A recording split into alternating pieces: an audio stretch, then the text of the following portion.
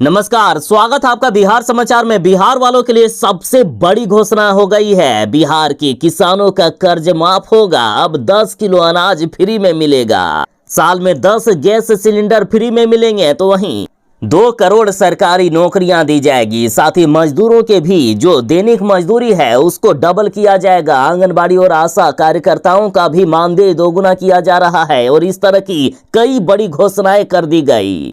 तो आज बिहार और देश की बड़ी खबरों पर बात करने से पहले आपसे एक छोटी सी अनुरोध है, कृपया वीडियो को एक प्यारा सा लाइक अवश्य कर दीजिएगा। आपका लाइक करना ही हमारी मेहनत का फल होता है।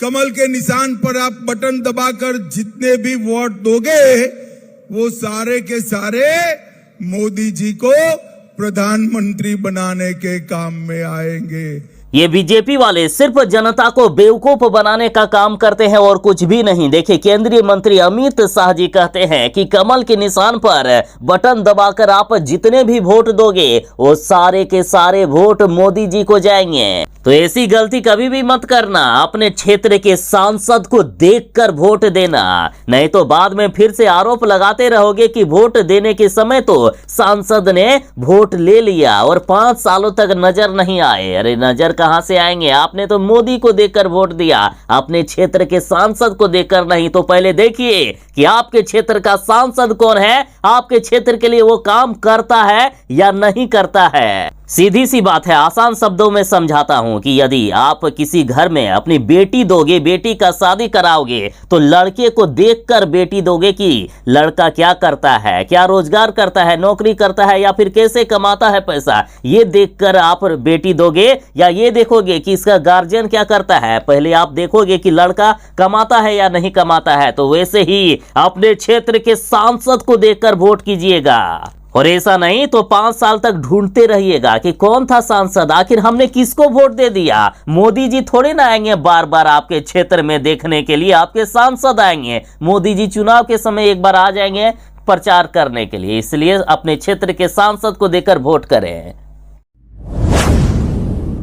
बिहार में जमीन बेचने के लिए एक खतरनाक कानून लागू हो गया था कि बिहार में अपनी पुश्तैनी जमीन यानी अपने बाप दादा की जमीन को आप नहीं बेच पाएंगे। जमीन यदि बेचना है तो पहले पारिवारिक बंटवारा करना होगा और आपके हिस्से में जितना जमीन आएगा उसी अपने नाम पर रजिस्ट्रेशन करना होगा, तभी आप जमीन को बेच सकते थे। इसके बाद इस कानून का खूब जोर विरोध हुआ और अब देखिए बड़ी खबर है। अब सुप्रीम कोर्ट ने पटना हाई कोर्ट के इस आदेश पर रोक लगा दी है। अब बेटे और बेटियां भी बेच सकेंगे अपने पिता के नाम की जमीन। सुप्रीम कोर्ट ने खत्म कर दिया है जमाबंदी की अनिवार्यता। यानी बिहार में अब जमीन बेचने के लिए आपको पारिवारिक बंटवारा नहीं करना होगा, अपने नाम पर जमीन नहीं करवाना होगा। आप अपने पिता के जमीन को आसानी से बेच सकते हैं। देखिए, जमीन की खरीद बिक्री यानी रजिस्ट्री के लिए बिक्री करने वाले व्यक्ति के नाम जमाबंदी होने को लेकर जो नियम लागू किया गया है उस पर सुप्रीम कोर्ट ने तत्काल प्रभाव से रोक लगा दी है। इसके बाद अब फिर से पिता के नाम की जमीन की बिक्री पुत्र व पुत्रियां कर सकती है। यही नहीं, अगर पत्नी भी चाहती है तो भी जमीन की बिक्री कर सकती है। बिहार में फिर से भयानक गर्मी और लू का मौसम आ गया है। लू लगने से कई शिक्षकों की और स्कूली बच्चों की मौत हो गई है और इधर बिहार के शिक्षकों और शिक्षक संघों ने मुख्यमंत्री नीतीश कुमार जी को पत्र लिखकर चेताया है कि के पाठक की तानाशाही से बच्चे और शिक्षक दोनों मरेंगे। और नीतीश कुमार जी, आपने यदि के पाठक की तानाशाही पर रोक नहीं लगाई तो एक भी शिक्षक और बच्चों के परिजन आपको वोट नहीं देंगे, इतना याद रखिए। देखिए, शिक्षक संघ ने कहा है कि शिक्षा विभाग ने शिक्षकों से 16 मई से लाखों बच्चों की 90% उपस्थिति की गारंटी देने को कहा है। बच्चे खाली पेट सुबह 6 बजे से पहले स्कूल आएंगे और 12 बजे दोपहरिया में जब तापमान 45 डिग्री होगा तब उन्हें घर जाने के लिए मजबूर किया जाएगा। शिक्षकों को भी खाली पेट 1:30 बजे दिन में घर जाने के लिए कहा गया है। शिक्षा विभाग की तानाशाही के कारण मुजफ्फरपुर के शिक्षक अविनाश कुमार के लू लगने के कारण मौत हो गई है। कई मासूम बच्चे भी अभी मर गए हैं, लेकिन सरकार सुनने को तैयार नहीं। अतः नीतीश कुमार जी, के पाठक की तानाशाही को रोकिए, वरना कोई भी आपको वोट नहीं देगा।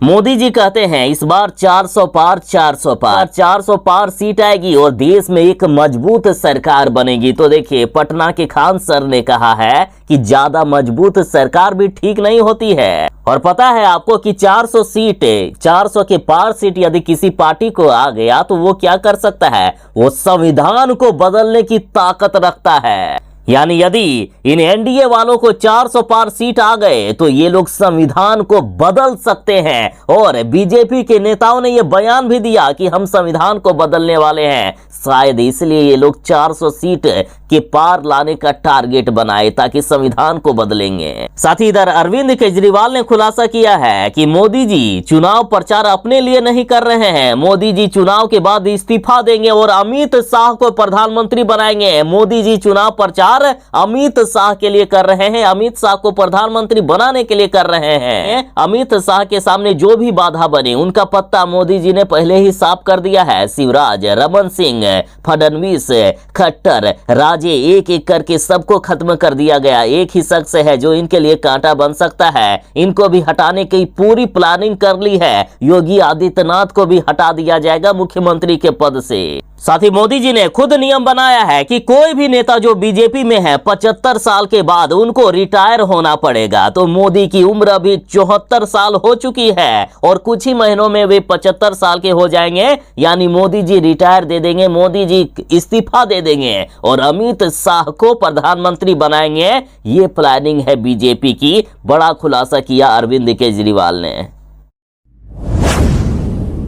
आखिर ऐसा क्या है कि बीजेपी वाले हमेशा मंदिर, मस्जिद, हिंदू, मुसलमान, चाइना, पाकिस्तान, बस यही सब बातें करते रहते हैं। कभी भी मुद्दे की बात नहीं करते हैं। ना ही नौकरी की बात, ना ही रोजगार की बात, ना ही पलायन रोकने की बात, ना ही महंगाई की बात और ना ही गरीबी दूर करने की बात। आखिर ये लोग ऐसा करते क्यों हैं? और विपक्ष वाले लगातार इन पर आरोप लगा रहे हैं कि कभी भी ये लोग महंगाई और रोजगार या नौकरी पर बात नहीं करते हैं। उसके बावजूद भी बीजेपी की आखिर मजबूरी क्या है इन मुद्दों पर नहीं बात करने की? तो देखिए, जनता अब ये बात भी समझने लगी है कि इन बीजेपी वालों ने कभी भी कोई काम किया ही नहीं है। और यदि किए होते तो जरूर नौकरी और रोजगार की बात करते, जरूर पलायन रोकने पर बात करते, जरूर महंगाई पर बात करते। क्योंकि ये लोग जानते हैं कि यदि हम महंगाई पर बात कर देंगे ना तो जितने भी चुनावी जनसभा में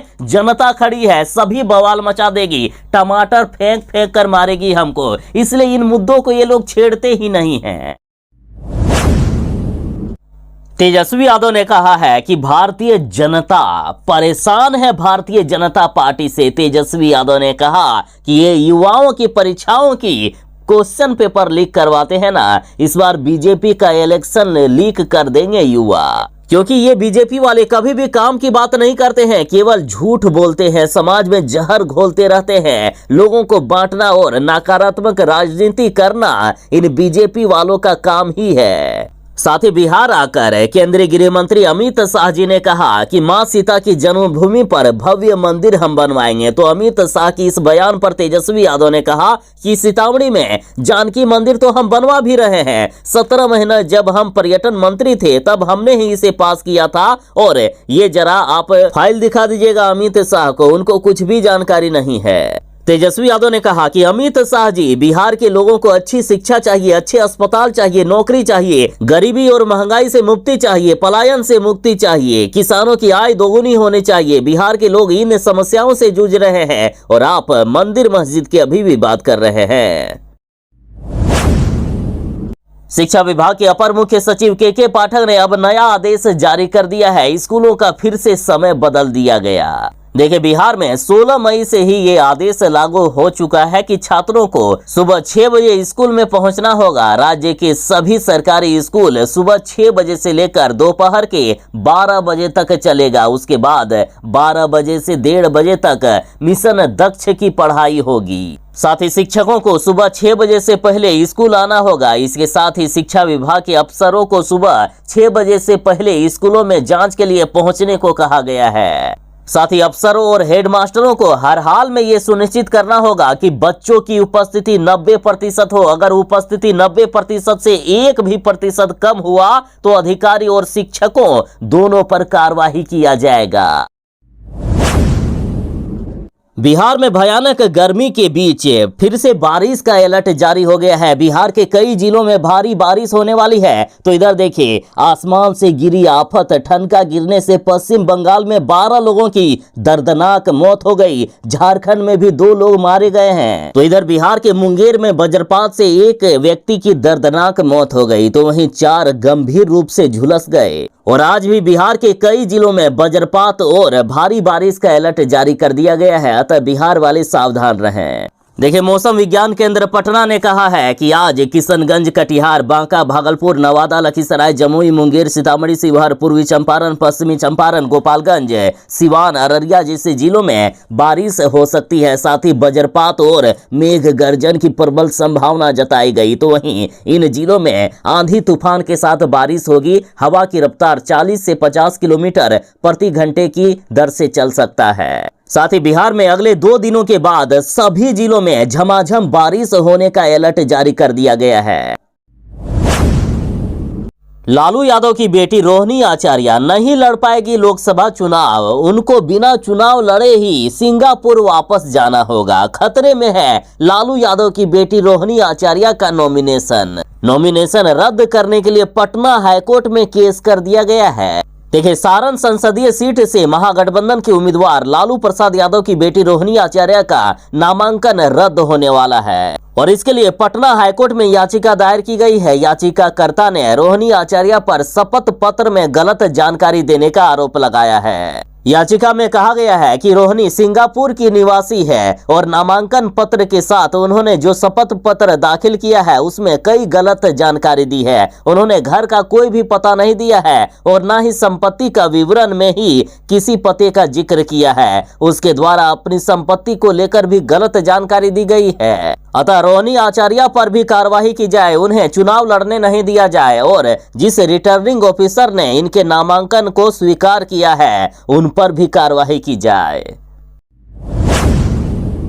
बिहार सरकार ने नया नियम लागू कर दिया है कि बालू लदे वाहनों की अब लाल रंग की पट्टी से होगी पहचान। अवैध खनन पर अब लगेगी रोक।